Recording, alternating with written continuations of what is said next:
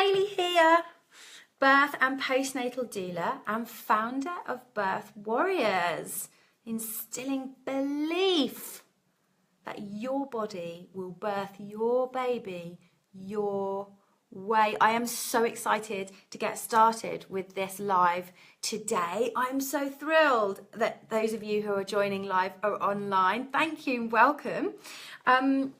Today, we're going to be doing something just a little bit different because I recently did some training, some CPD, all about the gut and our gut health and how that impacts upon our babies and babies with colic and that kind of thing. And I really was just bursting to share it with you today. So that's what we're going to be talking about today. We're talking microbiome, so the maternal gut health, and then colic in the newborn. And I sincerely hope you'll find this useful. Today's going to be really short because I always try and keep my lives under 15 minutes.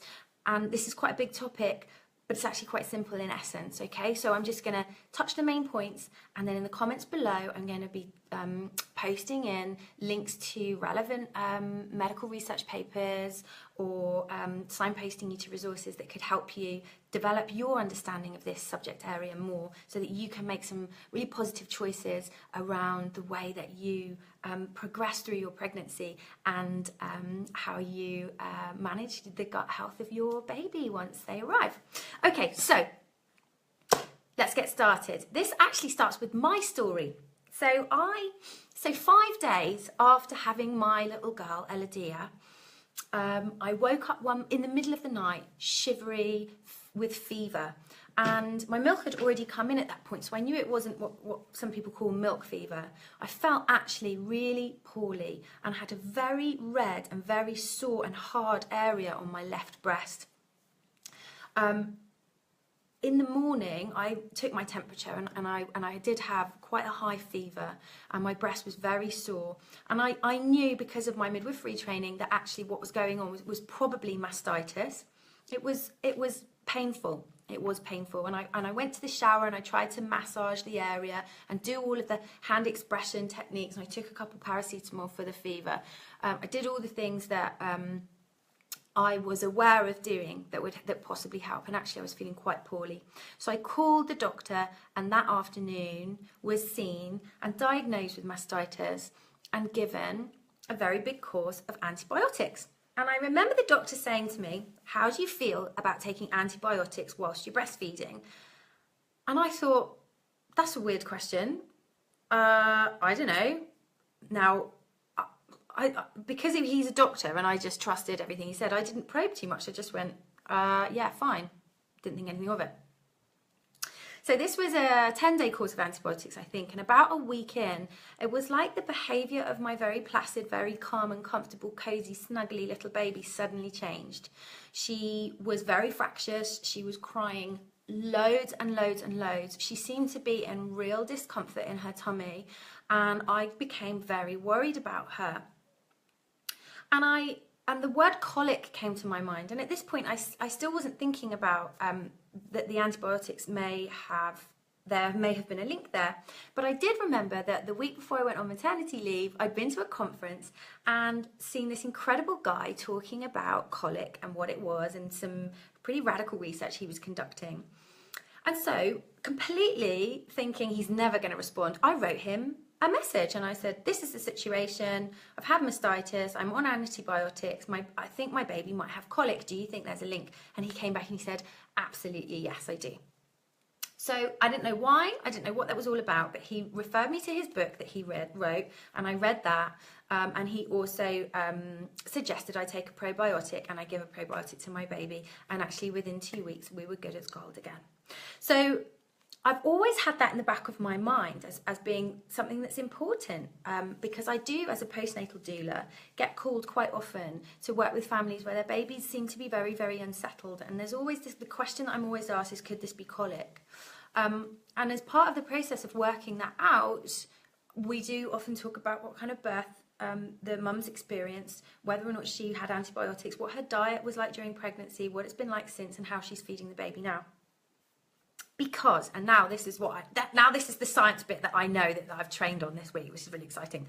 So, the microbiota or the microflora are terms that refer to the ecology of bacteria, fungi and viruses on our skin, in our mouth, in our nose, in our vaginas and in our gastrointestinal tract, the GI tract, intestinal tract, there we go. And by that we mean, yeah, so the millions and billions of bacteria, fungi and viruses that live there actually vary depending on which area it is. And the balance of those microbes in the microbiome affect our immunity. So when we have a balance of when we have a very high amount of what we would call in lay terms the bad bacteria, we might be experiencing symptoms like fatigue, atopic disease, which are things like atopic eczema, atopic asthma, and infections in the nose and in the eye. By atopic, it talks about often in response to the environment, okay? You could have diarrhea, you could have constipation, you could have irritable bowel syndrome, you could have an infection of a bacteria called the Helicobacter pylori, and I know a lady recently who, after a long time of being poorly, has been diagnosed with that finally. And then in the newborn baby, an imbalance leaning towards a bias of bad bacteria, we can see colic. And then very rarely, but very seriously, you can also see something called necrotizing enterocolitis, which can be life-threatening.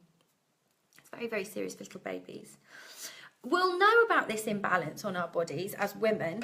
For those of us who've been fortunate enough to have a thrush infection following use of antibiotics. Anybody done that? Oh, it happens to me every single time. We take antibiotics because we've got, I don't know, tonsillitis or sore throat or something's going on. We take antibiotics.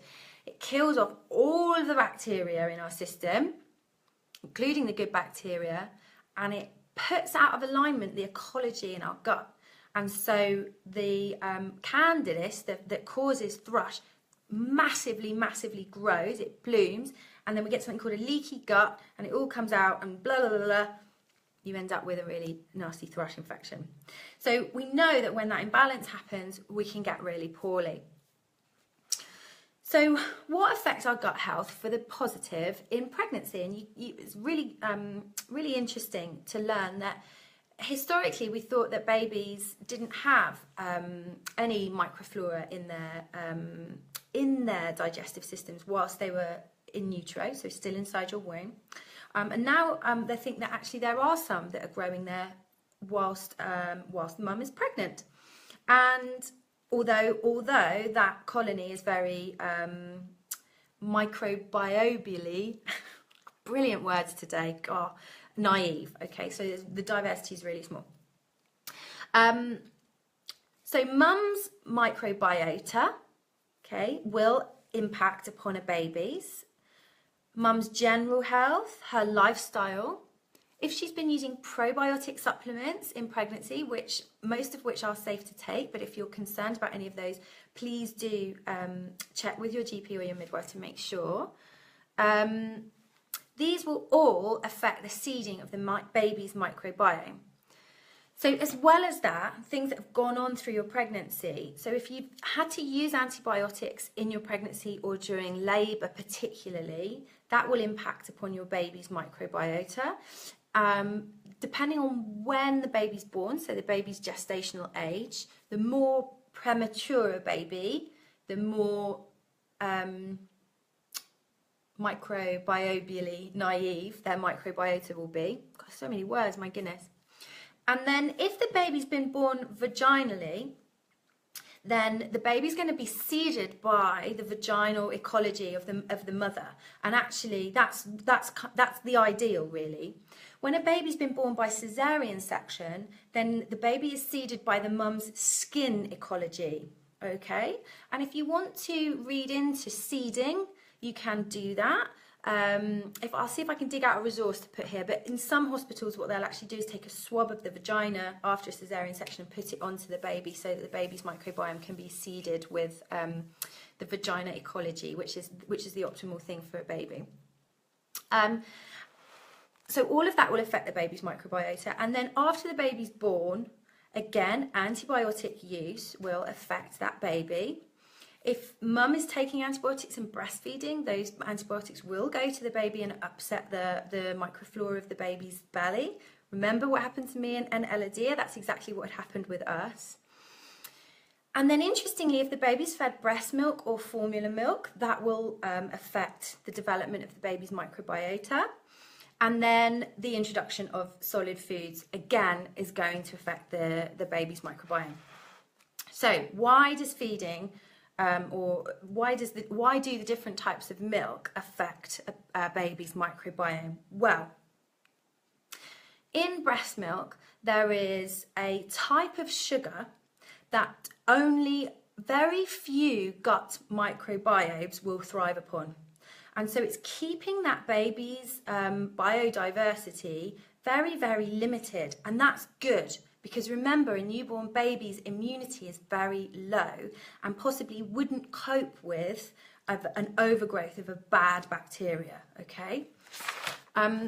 Formula-fed babies, on the other hand, have been shown to have a much higher volume of a bacteria colony called C.